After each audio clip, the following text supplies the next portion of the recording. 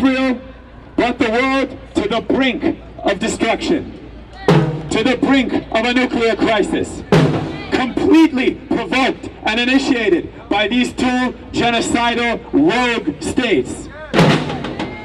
What is happening in Gaza, the slaughter in Gaza, is on the front line of a global struggle that concerns us all.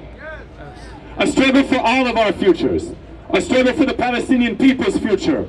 A struggle for the forces of justice and good all over the world. We understand this.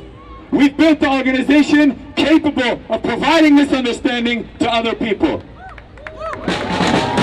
Every single Monday, hundreds of volunteers have assembled at the People's Forum to strategize, to organize, to make sure that this message, this understanding, and this